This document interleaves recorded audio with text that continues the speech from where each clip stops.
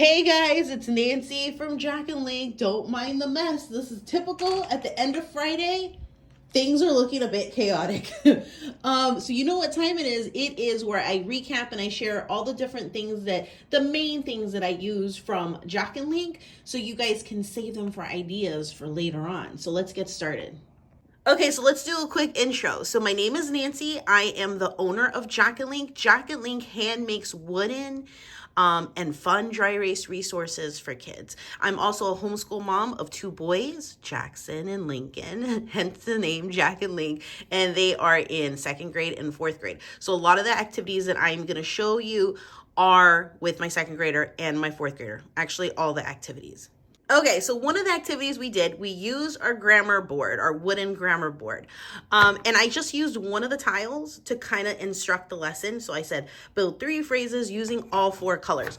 All 4 colors, meaning all 4 of these dry erase squares. So what I had is I had them lined up by color off here to the side. So you had all the articles over here, all the adjectives, and all the suffixes and another root word right over there. And he would build his sentence. And the whole point of this activity was for him to practice using the correct article with the correct superlative or comparative adjective. That was the whole point of it. So like the tallest cliff, a brighter moon, a cheaper coat, like that. And so he just built it. We took it straight out of the curriculum instead of him writing out the sentences. I like to kind of divvy out the amount of writing that he has to do, and I focus his writing on the most important writing part. So if we have like a lot of writing that we have to do that day, I kind of will set an activity like this up where I have already pre-written all of it for him, and he just has to put the lesson together. It takes the writing completely out of the equation and focuses on the actual lesson. This was a grammar lesson. It wasn't a writing lesson. It is a great way to get additional writing in, but on this particular day, we already had a lot of writing to do. So I just took the writing out of the equation, pre-wrote everything, and just had him build the sentence. Okay, after I share this activity, it's going to be quite clear what the focus of my second graders grammar has been this week. So it has been comparative and superlative adjectives. So what he did is we have our Jack and Link mini writables. These are broken hearts, and he can put any combination that he wanted together. He can do faster. He could have done fastest. He could have done any kind of combination, whatever. And then what he had to do is once he put that combination together, he would put it aside and he would mark it right over here on our Jack and Link large tracing tray. And this is the list insert in here where I have a regular green dry erase insert underneath because I love it. It's like accessorizing. It's like, it's like purses, you accessorize it. So this week it was green. And so once he put this combination together, he would go ahead and write it down wherever it went. Was it a comparative adjective that he put together, or was it a superlative adjective? Dun, dun, dun, dun. This should not surprise you, right? This should not surprise you. Here's another activity working on comparative and superlative. So I actually did this one on Monday. This was Monday's activity. The broken hearts over there with the dry erase, writing it down, that was on Tuesday. The grammar board that you guys saw that I had him do, this one right over here, this one was actually Friday's activity. So there was kind of a leading up period. Let's refresh our memory. Let's get back out of the funk of having this long winter break, and let's review what we learned about before. So it kind of escalated in difficulty. So this was the first one that we did. This is our Jack and Link wooden CVC board for segmenting sounds, but we use it for so much more than that. And these dry erase shapes that you see are what we call our sprinkles. They're made to go with our popsicle board that we have, but I use it for so much more other than the popsicle board. And then these are dry erase squares. So I have the root word over here, comparative and superlative. So what I did is, again, I wrote these out right here for him. Sharp, warm, cold, clean, bright. And then he would take one of the sprinkles and and I did the first one with him. And then he would go ahead and he would turn warm into a comparative adjective and into a superlative adjective over there. So then he wrote all of these and he sorted them where they were supposed to go. Note that I do have a little bit of a cheat sheet here, comparative, ER, superlative, EST, because again, it was our first day and I wanted to refresh his memory. So that was the very first activity that we did for that. So this is something else that we were working on. This is the use of comma in a series, commas in a list, and when to use the word and. And so this is our wooden Jacqueline tracing tray, and I used the blue insert underneath it, because again, it's like an accessory. And then on top, this is our pre-writing dry erase board. So the blue board underneath is a dry erase board too. So you could have just used that. But since I had this, I used this. And then these are our dry erase labels. So what I did, let me just move it off to the side so you can kind of just get an idea. So I wrote all these out the night before, and they're all sentences that are missing something and they need something like commas or conjunctions. So I ate berries, apples, and cake. So in the morning, he came in and he put the commas where they go, and then he got our dry erase labels and he would put and where it's supposed to go right after the comma. So I ate berries, apples, and cake. And that was a fast, quick review activity. This is our large grid dry erase board. We use it for everything. So there's no way, like we have erased this several times over this week. Like, there wasn't something like this. You know, this is great, but we probably only use it once a week, you know, versus this, we use it multiple times in a single day.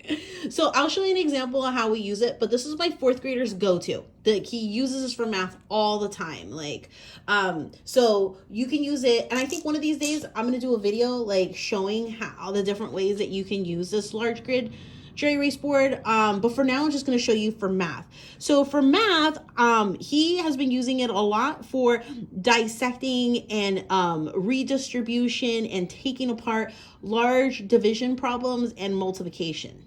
So here's a sample problem. So 308 divided by 7. And they want him to show his work using a tape diagram to teach him how to look at it in a visual way before duplicating the same exact problem and doing it mentally, you know? So 308 divided by 7. So here's your tape diagram. You have your 7 over here, and they want you to divide it. So you would say, I feel like I'm giving a math lesson, aren't I? I feel like I'm giving a math lesson. So 7 goes into 30. The most that you can put 7 into 30 is 4 times. So that is going to be 40. And then you have your 280 here. And the remainder, what's left over, is 28. And so 7 goes into 28 4 times. So 308 divided by 7 equals 44. He uses this thing all the time, whether it's through multiplication, division, because our curriculum uses a lot of tape diagrams. But even if your curriculum doesn't use a lot of tape diagrams, having a designated square in place as they're writing helps keep everything organized. So let me go ahead and erase this one and show you another example. So for instance, with my second grader, having him line things up has been a little bit difficult, but having these grid squares in place kind of trains him into lining it up. So if we have like 271 plus 48, having it already in the designated grid space has helped him so much in terms of lining things up. You know, so anyway, so that is something. And if I forget to show this during the week, just know that we have probably used it every single day. So when I'm sharing things on what we've used that week, this one is just a given. It's just a given that we used it. So this is the final big Jack and Link thing that we use, and we use this for our Exploring the World Through Story. It's our new curriculum that's literature-based, and what you do is you read a whole bunch of fun folk tales from all around the world. So it's like our geography/social studies. And we, at the end of that activity, they wanted them to summarize using Somebody Wanted But So. So we have our fun dry erase, Somebody Wanted But So. My second grader had his, and then this was my fourth graders. And so after we read, I think it was called The Magic The Magic Mill, It's a Folktale from Norway. He went ahead and he did this.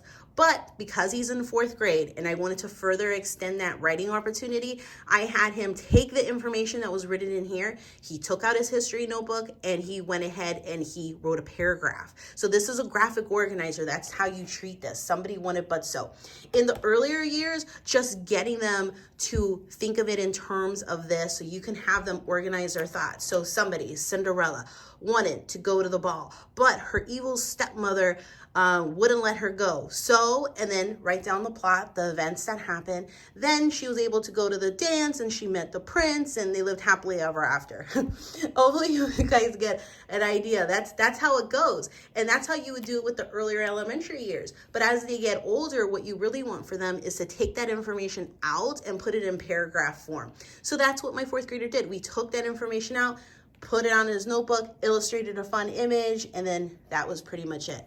So that's pretty much it for big things, like big things that we use this week. We use, again, a lot of things like this that I can't really, nothing, it's special, it's fun, right? But it's not like an activity that I put together to show you guys that you can duplicate and do on your own. But having staples like this around are really helpful. This is fun. It turns it into like a quiz-like thing, like a game. I usually give one to each kid and I'll tell them something like, just as an example, how many continents are there in the world? And then they would quickly write it down. Whoever holds it up first gets that point. So you make it into like a game. So there's a lot of little stuff that I do like that throughout the day that I can't really like show you in terms of an activity setup, but things like this are really fun. So hopefully you guys enjoyed this. I enjoy doing it. I've gotten into the horrible habit anyway of when we finish things, I just kind of put them off to the side. I don't bother erasing it until the end of the week. So it works out great for me. I totally don't mind doing these. But if you enjoy these videos, comment down below, give it a thumbs up, and subscribe, because when you subscribe, you get notified when new videos come out. So unlike Instagram, where the stories expire after 24 days, because by the way, I share all this stuff on Instagram at Jacqueline Toys if you don't already follow us over there. But over there, it expires after 24 hours. But over here, it will be forever categorized and organized, and you can come back to these videos whenever you're like, hey, I remember that she was doing something like that. What was that? You can come back over here and watch those videos. All right, guys, see you guys later.